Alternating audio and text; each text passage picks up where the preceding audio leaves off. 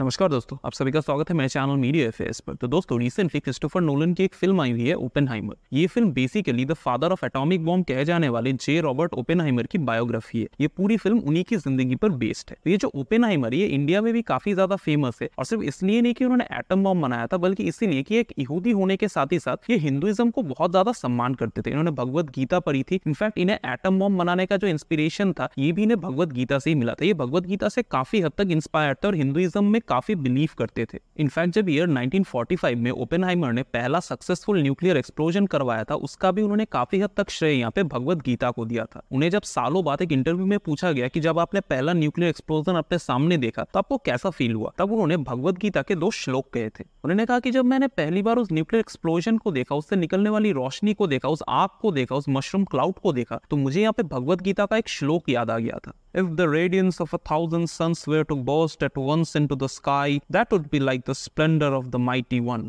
जिसका हिंदी में मतलब होता है कि अगर आसमान में एक साथ 1 सहस्त्र सूर्य चमकने लगे तो उससे निकली रोशनी शायद से उस महाप्रभु के शरीर से निकली रोशनी का थोड़ा बहुत मुकाबला कर सकती है। ये लाइन बेसिकली संजय ने कही थी महाराज धृतराष्ट्र को, जब उन्होंने अपनी दिव्य दृष्टि से श्री कृष्ण का वो दिव्य स्वरूप देखा। जब अर्जुन यहाँ पे रणभूमि में हथियार त्यागने वाले थे, तब श्री कृष्ण ने उन्हें प्रोत्साहित करने के लिए अपना दिव्य स्वरूप, अपना विराट रूप दिखाया था। तो यहाँ पे दिव्य दृष्टि से संजय ने भी उस रूप को देख लिया था। तब संजय ने यहाँ पे धृतराष्ट्र से कहा था कि प्रभु का जो ये रूप है, ऐसा लग रहा है जैसे मानो आकाश में आज यहाँ पे 1 सहस्त्र सूर्य एक साथ चमक रहे हो, पर फिर भी 1 सहस्त्र सूर्य भी इस रूप के सामने कुछ भी नहीं है, इतनी रोशनी है प्रभु। तो जब पहली बार यहाँ ओपेनहाइमर ने उस न्यूक्लियर एक्सप्लोजन को देखा, तो उन्हें लगा मानो वो यहाँ स्वयं प्रभु नारायण को उनके विराट रूप में देख रहे हैं। इसके अलावा दोस्तों, ओपेनहाइमर ने गीता के एक और श्लोक का उल्लेख किया था कि जब उन्होंने देखा कि एटम बॉम्ब कितनी तबाही मचा सकता है, कितने लोगों की जान ले सकता है, तब उन्हें गीता का एक और श्लोक याद आ गया था जो स्वयं भगवान श्री कृष्ण ने अर्जुन से कहा था अपने रूप का विवरण करते हुए। ओपेनहाइमर यहाँ पे कहते हैं कि I am become death the destroyer of worlds, अर्थात मैं ही अभी मृत्यु हूँ, समस्त लोगों का विनाशक हूँ मैं। ओपेनहाइमर को उस समय महसूस हो रहा था कि उनके हाथों में मानो स्वयं भगवान नारायण की शक्ति आ चुकी है। तो आप यहाँ पे समझ ही सकते हैं कि ओपेनहाइमर कितने ज्यादा प्रभावित थे हिंदू धर्म से, और इसी कारण दोस्तों भारत में भी ओपेनहाइमर का एक अलग ही लेवल में सम्मान किया जाता है। अलग अलग नेता अपने भाषणों में भी यहाँ पे ओपेनहाइमर का जिक्र करते हैं कि हम भारतीयों के लिए भी एक गर्व की बात है कि इतने बड़े एक साइंटिस्ट हिंदू धर्म को अपना आदर्श मानते हैं। पर यहाँ दोस्तों जो क्रिस्टोफर नोलन की फिल्म आई है, यहाँ पे उसी सीन को जब दिखाया गया, मतलब ओपेनहाइमर और गीता का जो ये कनेक्शन दिखाया गया, तो उसे यहाँ पे काफी गंदे तरीके से दिखाया गया है।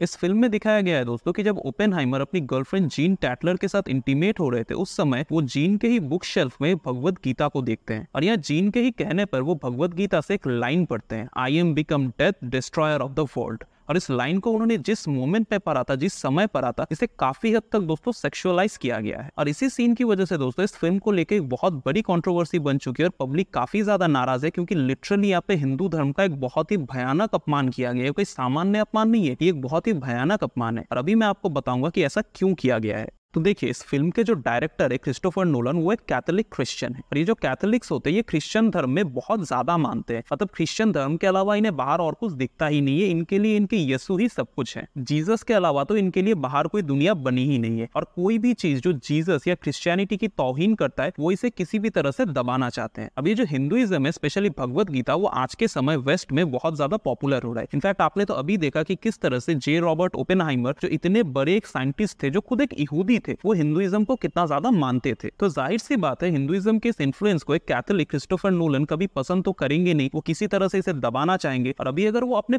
फिल्म में दिखा देते कि किस तरह से जे रॉबर्ट ओपेनहाइमर संस्कृत में बहुत ही अच्छे थे, उन्होंने संस्कृत की काफी अच्छे से पढ़ाई की थी, पूरी भगवत गीता उन्होंने पढ़ी थी, काफी हिंदू टेक्स्ट पढ़े थे, वो भगवत गीता से यहाँ पे इंस्पायर्ड थे। इनफैक्ट जे रॉबर्ट ओपेनहाइमर ने ये तक कहा था कि ये जो एटॉमिक टेस्ट मैं यहाँ पे कर रहा हूँ, ये कोई पहली बार नहीं है जो एटॉमिक टेस्ट हो रहा है, हमारे मॉडर्न वर्ल्ड का ये पहला एटॉमिक टेस्ट है। और मुझे लगता है कि इससे पहले भी एटॉमिक बॉम्ब कहीं ना कहीं इससे पहले बन चुका है। तो यहाँ पे अगर क्रिस्टोफर नोलन ये सब दिखा देंगे कि किस तरह से हिंदुइज्म का साइंस में इतना बड़ा इन्फ्लुएंस है, हिंदुइज्म साइंस के कितने करीब है, क्योंकि ऑब्वियसली क्रिश्चियनिटी में जो ज्यादातर चीजें बताई जाती है वो सब साइंस के काफी हद तक खिलाफ ही जाती है। इनफैक्ट काफी टाइम तक क्रिश्चियनिटी ने साइंस को दबा के भी रखा था, इसे डार्क एज कहते हैं, इस पर मैं बाद में एक अलग से वीडियो बना दूंगा। तो ऑब्वियसली क्रिस्टोफर नोलन ये सारी चीजें नहीं दिखा सकते, वो कैथोलिक क्रिश्चियन है, उनके धर्म को यहाँ पे चोट पहुंचती है। और इस फिल्म में यहाँ पे नोलन अभी पूरी तरह से भगवत भगवत गीता को ओवरलुक भी नहीं कर सकते थे, क्योंकि यहाँ ओपेनहाइमर की जिंदगी में भगवत गीता का बहुत ही इंपॉर्टेंट रोल रहा है। तो उन्होंने क्या किया कि यहाँ उन्होंने भगवत गीता को सेक्सुअलाइज कर दिया। वैसे भी जो वेस्ट है, इनके मन में यहाँ हिंदुइज्म को लेकर एक सोच ऑलरेडी बन चुकी है। कामासूत्र जैसे किताबों को देखे जो हमारे पहले के ऋषि मुनि हुआ करते थे, वो तो काफी ज्यादा प्रोग्रेसिव सोच के लोग थे। पहले के इंडियंस बहुत प्रोग्रेसिव थे, तो वो इन सब चीजों को लेकर बहुत ज्यादा सोचते थे, पर ओपनली सोचते थे। तो कामासूत्र जैसे किताबें लिखी गई थी, हमारे अलग अलग मंदिरों में जाएंगे तो काफी आपको ऐसे आइडल्स दिख जाएंगे जो आज के हिसाब से भी देखे तो काफी ज्यादा एक्सप्लिसिट है। तो यहाँ पे हमारे पहले जमाने के लोग तो इतना सब कुछ सोचते नहीं थे, उनका दिमाग काफी खुले विचारों के लोग थे वो। तो यहाँ पे दोस्तों वेस्ट क्या कोशिश करता है कि इंडिया को और हिंदुइज्म को काफी ज्यादा सेक्सुअलाइज करने का। तो यहाँ पे क्रिस्टोफर नोलन ने भी सिंपली वही किया। उन्होंने सीन को दिखाया, उन्होंने भगवत गीता को दिखाया, पर उन्होंने यहाँ पे भगवत गीता का अपमान कर दिया। उन्होंने यहाँ पे भगवत गीता को एक इंटीमेट सीन में डाल दिया। इन कैथोलिक के लिए हिंदुइज्म बेसिकली एक पेगन रिलीजियन है, एक कल्ट की तरह है, और जो हिंदूज है वो यहाँ पे शैतानों की पूजा करते हैं, जो इनकी बेसिक मान्यता है। और हमारे में जो वेस्ट को लेके गलतफहमी है ना कि यूरोप और अमेरिका में धर्म को लेके आजकल कोई बहुत ज्यादा सोचता नहीं है, सब अभी काफी ज्यादा लिबरल हो चुके हैं, सेकुलर हो चुके हैं, सब अभी साइंस को लेके सोचते हैं। इनफैक्ट क्रिस्टोफर नोलन जैसे इतने बड़े डायरेक्टर जो यहाँ पे अपने ज्यादातर फिल्मों में साइंस के इतने अच्छे अच्छे कॉन्सेप्ट्स को एक्सप्लेन करते हैं, तो यहाँ पे दोस्तों ये हमारे सामने सच्चाई है कि ये लोग चाहे जितने भी साइंटिफिकली एडवांस्ड हो जाए, रहेंगे ये क्रिश्चियन से, और इनके लिए हम यहाँ पे पूरी तरह से पेगन्स ही रहेंगे। मैं यहाँ सभी क्रिश्चियन भाई बहनों को गलत नहीं कह रहा, मैं उन लोगों को गलत कह रहा हूँ जो यहाँ पे हिंदुइज्म का अपमान कर रहे हैं। इस फिल्म में, सीन में जिस तरह से दोस्तों हिंदुइज्म का अपमान किया गया है ना, मतलब जे रॉबर्ट ओपेनहाइमर की जिंदगी में गीता का जो इन्फ्लुएंस था उसे पूरी तरह से बर्बाद कर दिया इन लोगों ने। इंडिया में भले ही हम लोग यहाँ पे सच्चाई जानते हैं, पर अभी वेस्ट में जब भी कोई ओपेनहाइमर के बारे में सोचेगा और उनका हिंदुइज्म के साथ कनेक्शन सोचेगा, तो उनके सामने यही सीन सबसे पहले आने वाला है। तो यहाँ पे हिंदुइज्म का नाम जितना खराब कर सकते थे उन्होंने वो यहाँ कर दिया। और मुझे उम्मीद है दोस्तों कि आप लोग भी यहाँ से एक सीख लेंगे कि इन यूरोपियंस की और इन अमेरिकन की असलियत क्या है, ये हमारे बारे में एक्चुअली क्या सोचते हैं। तो यहाँ पे आप गलत फहमी में मत रहिए। अभी भले ही हम लोग काफी एक साइंटिफिकली एडवांस जमाने में जी रहे, पर अभी भी धर्म को लेकर लड़ाई, दूसरे के धर्म को नीचा दिखाना, इन सभी में वेस्ट कभी भी पीछे नहीं हटने वाला।